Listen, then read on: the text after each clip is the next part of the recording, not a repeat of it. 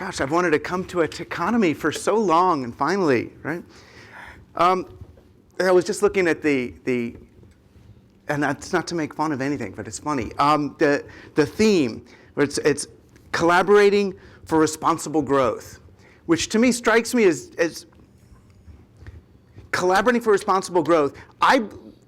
If I could summarize Team Human in any way, I would say it's about collaborating for its own sake. In other words, collaborating is it's fine, even without any responsible growth coming out of it. Collaborating is a great thing. And my challenge, I guess, to you today is whether one can collaborate for responsible growth. Is growth responsible? Or is growth itself irresponsible? Certainly collaborating, we can understand, collaborating for its own sake is a beautiful thing. Is growth for its own sake a beautiful thing? I would say no. I think the growth actually is the problem. Growth is the biggest problem that we're facing, is this mandate, this obligation to grow and to grow exponentially forever. That's the whole problem. Exponential growth is intrinsically incompatible with life. Nothing in nature grows exponentially except cancer, and then it kills its host. Right? You can grow exponentially for some tiny little period of time, maybe some little moment of time that happens in nature, until the system reasserts its balance. But no, I like the idea. I love the collaboration, though, and collaborating for its own sake. I mean, I don't want to really talk about Team Human, the book, so much. It's a thing you have to read. You can't really talk about it. It's an experience, kind of a roller coaster or an acid trip or something like that. It's like, it's this great thing. Go do it. But I can't tell you facts from it. It doesn't quite work like that. But what I am arguing in there is that being human is a team sport. That you can't be human alone. And that most of the technologies and media and institutions and things we develop are in one way or another, fostering human collaboration and connection and communication, but then for reasons that we can get into, they end up being turned against that purpose.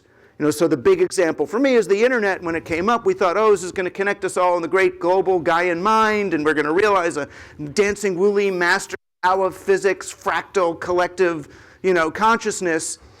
But instead, the internet is now used to alienate and isolate and atomize us from one another, because that's the way the internet can serve the growth mandate of the stock exchange, which is an artificial system, rather than the collaborative mandate of humanity, which is a living system and wants to sustain itself responsibly, not grow responsibly. So I would say growth is the problem. Right? Growth is the problem. And exponential growth, which is so compatible with digital technology, works against real society, real culture, and real life. And because we've gotten addicted to this growth model, because we've come to accept growth, exponential growth, as a feature of nature, that's what our friends at the Singularity University will tell us. Right? This is just nature, exponential growth, and now we're in a digital nature, and everything's going to grow exponentially. The only place you can go is out of the system itself. That's why Ray Kurzweil will tell us the future for humanity is extinction. The future of information is digital. So you humans accept that you are going obsolete in a digital age. You can't keep up. You can't grow exponentially. Upload what you can to the chip, to the cloud, Amazon, wherever you want to put it, and then you can be part of information's inevitable evolution towards higher states of complexity. And for your humanness, accept that that's obsolete. And obsolesce, go extinct with grace.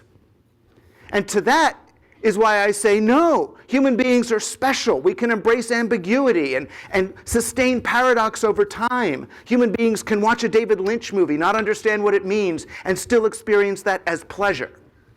Human beings can live in the liminal place between the yes and the no, the one and the zero, the sleep and the wake, the friend and the foe, all that weird, squishy place, all that stuff that the digital realm calls noise, that's actually the signal.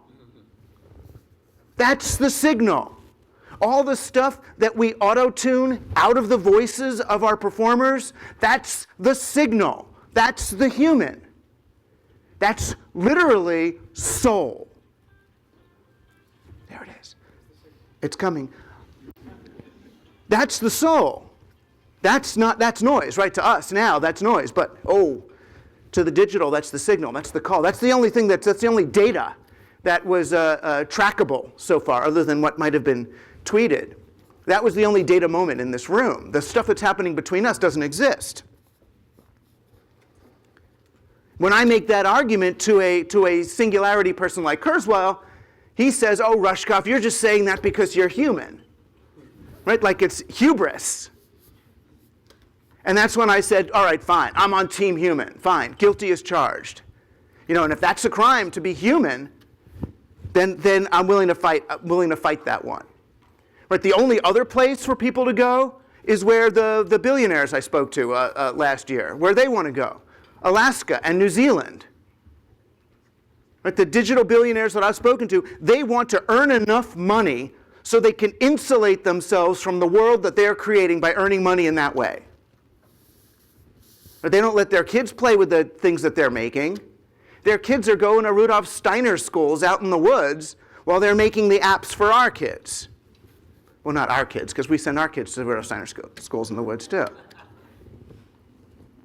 The original digital ethos was of a deep reclamation of what it means to be humans in a collective way.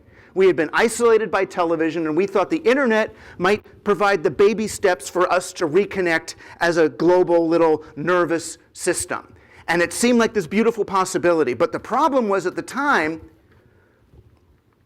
well, two problems. One, it was weird, wonderful, psychedelic people who were using this stuff. It was Timothy Leary and John Barlow and Grateful Dead heads doing fractals on the wall. And that looked scary and pointless. 1994, we found out that the average internet-connected home was watching 9 hours less commercial television a week. So the internet seemed to be the enemy of the market. Then along came Wired magazine and said, don't worry, the internet's going to be the salvation of the NASDAQ stock exchange. It's going to be the launch of a new attention economy. Wired told us, nothing against Wired if you're still here, Wired now is very good. All good, greatly, bigly good. Wired at the time told us that we were going to have a long boom, that thanks to digital technology, the economy would grow exponentially, unstopped, forever. That was what the long boom was about, a cover of the magazine and a book. And Alan Greenspan agreed. New paradigm, infinite growth, forever. Right? But what they didn't realize was this whole growth idea was based on a very old, obsolete economic operating system invented by monarchs in the 12th and 13th century to prevent the rise of the middle class. After the Crusades, we had the beginnings of a peer-to-peer economy. They had a marketplace. They had local monies that they learned how to use from the Moors, monies that were issued in the morning and would expire by night, monies that were optimized for the velocity of transactions, the velocity of money, not the extraction of capital. But the problem was, as the middle class got wealthy, the aristocracy got poor. So they made local currencies illegal. They made small business illegal. You had to get a charter now to do business, charter from the king. People became employees rather than small business people. The problem with the currency that they invented, central currency, the great thing about it for them was they could lend it out and get back more than they lent. Right? So anyone who wanted to transact had to borrow central currency from the treasury and pay it back at interest. So it was great for the person lending out money who had a monopoly on money, but what it meant was that the economy had to grow. It was a growth-based economic operating system that worked great as long as we had people in other places to take their stuff and enslave their kids. But once you kind of get to the limits of that, it stops. So we need new surface area for the market. And what Wired told us, what the dot-com people told us in the attention economy was that this new surface area would be human attention, human activity, human data. Instead of colonizing Africa and colonizing South America, we decided to colonize ourselves, to colonize the humans. So you get a kid now, a kid comes up with a great idea for a piece of technology, say Twitter or Facebook, still great ideas, even if they're adolescent, they were great ideas. But when Twitter was making $2 billion a year in profit, it was declared an abject failure by Wall Street. Why? Because it reached $2 billion but couldn't quite get past that. It got stuck at $2 billion a year for a 140-character messaging app, which in a normal human society, that would be considered success. But in a growth-based, in a marketplace that only understands growth, that doesn't understand revenue, that doesn't understand profit, doesn't understand business, commerce, that's considered a problem. But there's this operating system beneath the operating systems that our kids know how to program. Beneath the JavaScript and the Python is an economic operating system, one that's arbitrarily based in growth. So we end up in this new colonialism, extracting data from people and really reversing the role of human beings in technologies. Human beings, we're not even users anymore. We don't use technology. Technology uses us. Every time you swipe your smartphone, it gets smarter about you and you get dumber about it. You go to Stanford and take computer science, you're going to take courses with B.J. Fogg in captology, which is figuring out how do we program platforms that can addict and manipulate humans. How do we take we all know this, the Las Vegas slot machine algorithms and stick them in news feeds? How do we use Pavlovian cues, Freudian cues, neurolinguistic programming to get people to do stuff that's actually against their self-interest? How do we auto-tune humans? How do we optimize human beings for the market rather than optimizing technology for a human future?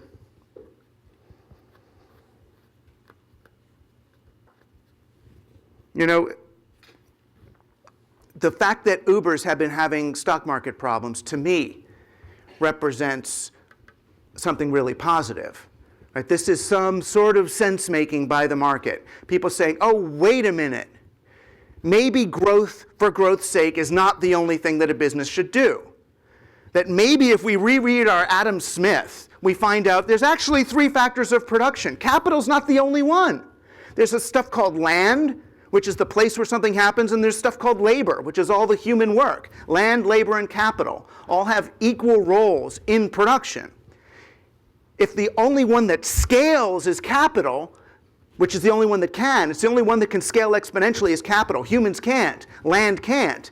Then that's the only one that gets rewarded in this very short-sighted digital economic insanity. And so what happens when you leave land out of the equation and leave labor out of the equation? You get disenfranchised labor, and you get climate change. That's what happens when you externalize all the problems to those parts of the equation. And I think the easiest way to counter that, to fight against that, is to retrieve what it means to be human. Is to retrieve some of the basic skills of establishing rapport with other people, which happens in real places. It's why we're here at an event. This is not a video. I know there's the people watching on video, but this is not a video. Right? What happened to TED is the saddest thing to me. This one live, spontaneous event became a video show. You know the one rule that Richard Saul Wurman had for TED Talks, in the original TED Talks? You had to get up and speak for 11 minutes without any prep. It had to be top of mind. That was the one rule. Now, oh my God, how much rehearsal do you have to go through to do one of those? Because it's a video show, right? So they took that away. But I'm on team human, and I'm really asking you, especially the technology industry and the rest of the human race, to join me in looking how to make the technologies we use opportunities to work and play together, instead of continuing to make technologies consciously designed to obsolesce us at the altar of artificial growth. But and that's I think is which is why David should come up. I think that's also the message of techonomy, right? The technology is potentially, let's move this, unleashing a. That's what I like, multi-purpose. Oh, is it a union thing? Oh, sorry. That it can through technology we can unleash. We like unions, so go on. We can unleash an economy. We can reprogram the economy for human flourishing rather than reprogramming human beings to serve this obsolete market system. Well, I was thinking as I was listening, and you say a lot of great things. We ended yesterday with Mark Bertolini, who calls himself a radical capitalist. So are you explicitly an anti-capitalist? Is that part of the way to understand your message? No, Is I there no think way capitalism can play a role in the it world? can. Land, labor, and capital can coexist. Right now, because of digital technology, we're amplifying the one aspect of commerce that has exponential, that's a symbol system. Right? Only a symbol system can grow exponentially. Symbol systems in cancer can grow like that. So digital is great with symbols. You know, if you go, that's why postmodernism and all these things are ascendant now, because we're moving into symbol systems and away from reality. We're in reality TV. Okay, but no, they can all. It's not. I'm against capitalism, right? Because that's sort of exclusive. But I'm not against capital. All right. First of all, responsible growth and exponential growth are not the same thing. Right. But and here's one way I really will push back on Yeah. your. I love being challenged for our themes. It's good.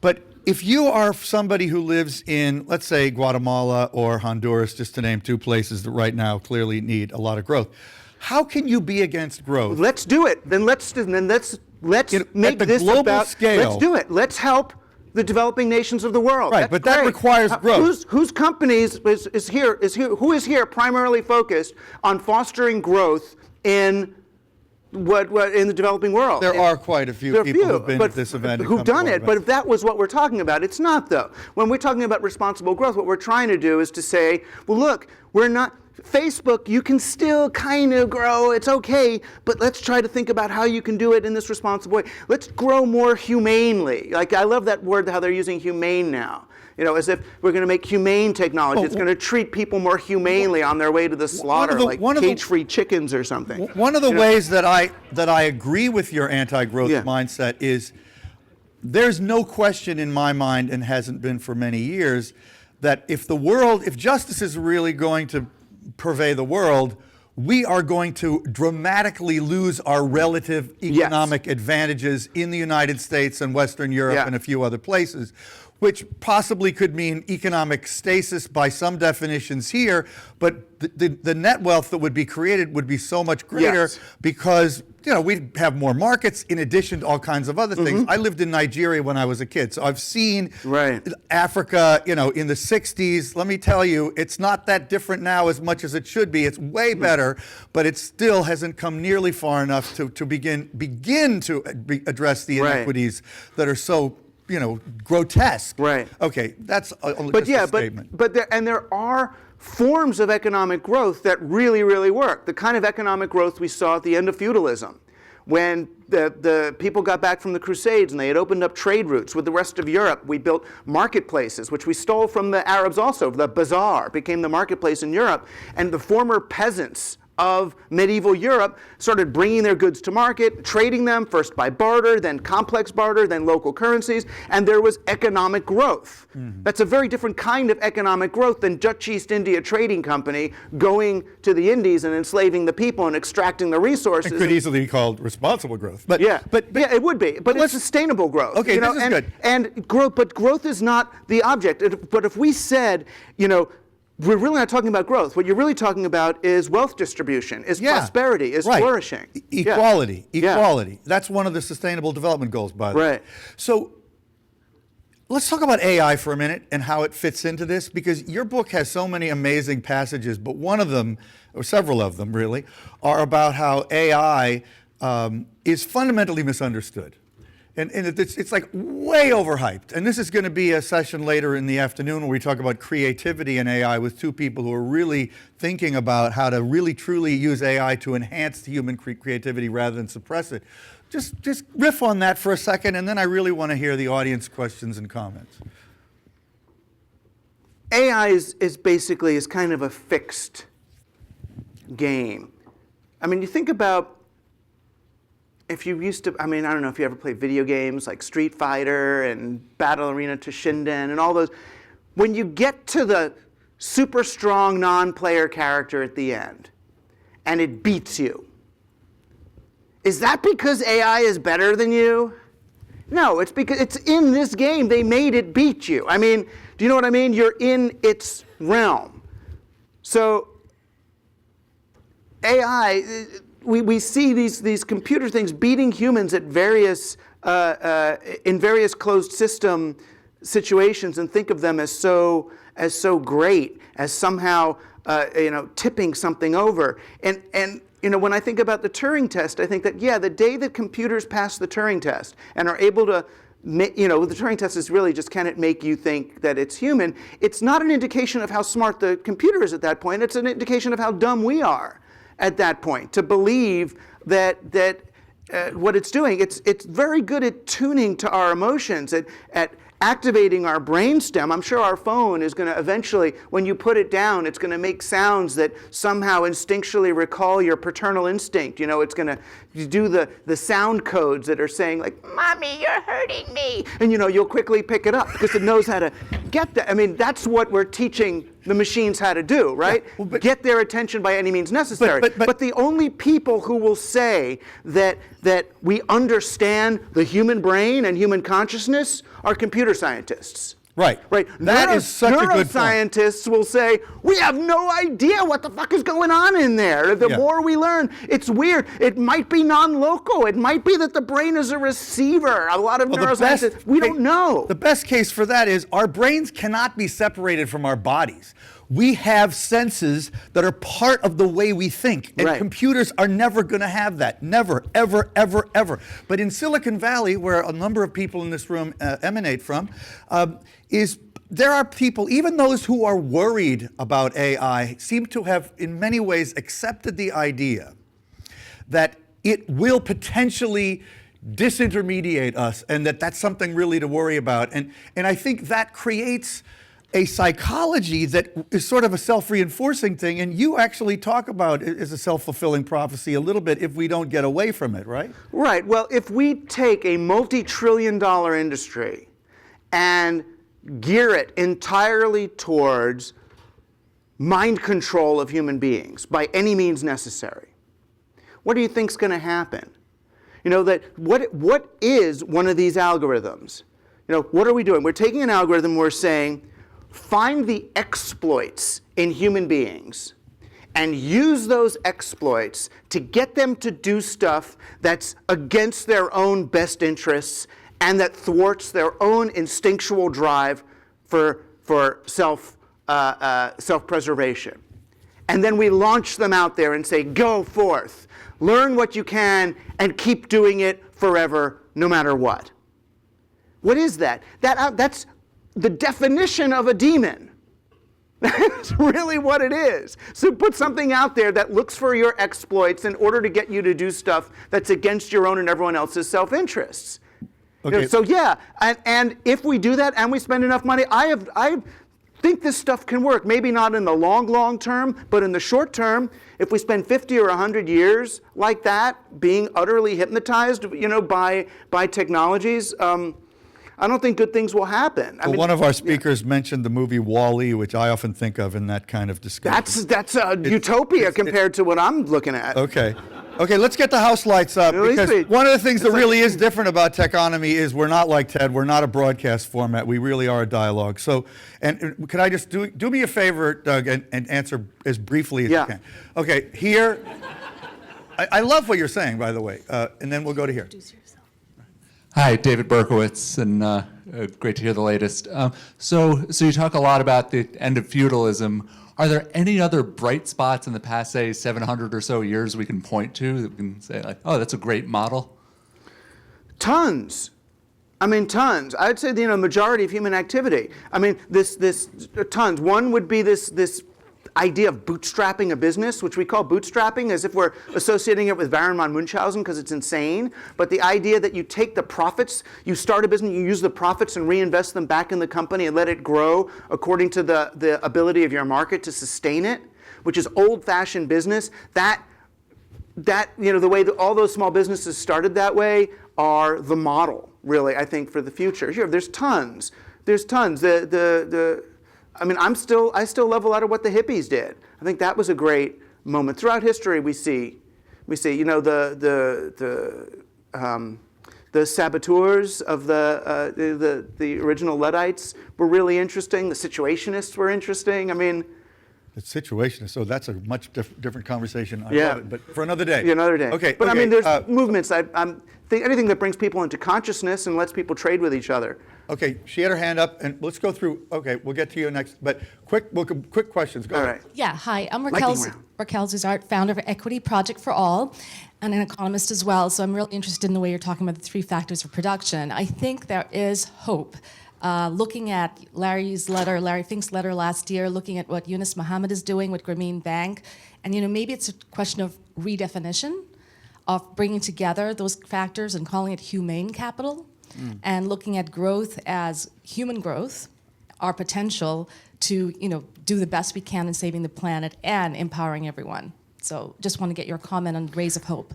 Yeah, I mean, I don't look at Larry Fink's letter as Rays of Hope, only because I see the same letter every year and the same activity afterwards. So it's like, just make one decent local investment fund or something, and I'll believe, because it would take so little at that point. There's progress. Come on. Last year on I this don't think stage, we had Citibank explaining why they won't let their credit cards be used to buy guns. I mean, that's some nice. kind of Yeah. change. Yeah, it but is I don't something see- that I is don't see not Larry Fink's- happening every year. That's true, and that's a beautiful thing. Okay, it's just- I know, but capital is not the even growth, and this is the Judeo-Christian tradition, which I'm a part of, really came about as a result of text. Once we had text, once we could write things down, we got history and we got contracts into the future. That's when the notion of progress was born. In its most beautiful, it becomes tikkun olam. Let's use progress to promote social justice around the world. The danger, though, in an entirely progressive understanding of the world is that there's the past, there's the present, there's the future. And we're just going to keep eyes on the prize and keep on going forward. And it leads in America to this very forward-thinking, we never look back at what we're leaving behind us. And it's led to this mentality where we want to sort of build a car that we can drive fast enough so we never have to smell our own exhaust. Whereas if we can retrieve some of the more circular, regenerative understandings of the world that we left behind, these ideas of more indigenous peoples and more local sensibility, that everything comes back around, the sense that family businesses have about the impact that they're having on the communities where they're operating, it's a little bit less progress-oriented, it's a little bit more regenerative, it's more like permaculture as opposed to Monsanto-based agriculture. But if we can sort of balance those two imperatives, one, towards progress and change and increasing wealth and promoting the flourishing of the human brain and the expansion of our nervous system, along with the understanding that we're in a fixed environment with the necessity to renew and recycle and regenerate, then we end up with the best of both worlds. Okay. Wait. You have a quick question? Yeah. Standing up worries me because. Oh, yeah. sorry. Don't make it long. Quickly. Yep. I found my coat. Oh, good. I'm Mary Jane Salvato. I'm a founder of a startup, self-funded, 4th generation automotive dealer, then repurposed into tech. Self-funded, did I say that? I'm curious. I believe where there's hope, there's a path for action. And I was wondering if you are a member of any service group networks that help you take your words and turn them into actions. Okay. Good question. I mean, my main service group, I'm a public school teacher, which I experience as a service group. I mean, it's not a national, I guess it is a national network. But yeah, that's my main personal Oh, that's Brooklyn connection. College? Queens, Queens, yeah, sorry. Oh, Queens sorry. College, yeah. They're both good. So being a teacher is a big... Like we have so many Yeah. people with their hands up. We got to go to somebody else. Who else said? I mean, why is it, voluntary? wait, what do I do as a okay. volunteer? back here. Mostly religious, American Jewish World Service, stuff like that. We only have. Hi, I'm 22 Mark seconds. Stevenson from Uprising Productions. I'm wondering if you can point to a time in history where a dominant economic system was overturned without, absolute catastrophe that we might look to as a roadmap. Well, one was the emergence of a medieval economy after feudalism. They didn't storm the lords. They built marketplaces, they built bazaars, and they had a century or two growth, of bottom-up economic growth, that if the aristocracy hadn't sent in the Knights Templar to kill the people and hadn't, taken away all their printing presses, it could have sustained itself. So I see it happening, and I see it happening now when I look at some of the cooperatives and platform cooperatives and collectives that are emerging both on the digital frontier and the real world frontier. The community-supported agriculture movement. There's a lot going on. I mean, start reading the stuff that Inspiral's putting out of New Zealand. Funds even. I mean, I'm looking at funds now where the initial investors, once they make 100x, their share of the investment goes down. So you set a target, 10x, 20x, 100x, and that's it. And then the entrepreneur owns their company again. The investors made 100 times, which is pretty good, and the person gets to run their business at a sustainable level. So I'm seeing lots of that, particularly in the small and natural foods areas. In small-scale agriculture. Hey, even Philips on the stage yesterday was talking about their belief in the circular economy. So there's a lot of progress. We talked yesterday about moving at velocity. We're going to continue with, this was a very high velocity beginning. So thank you. Thank you. Really good. Thanks. And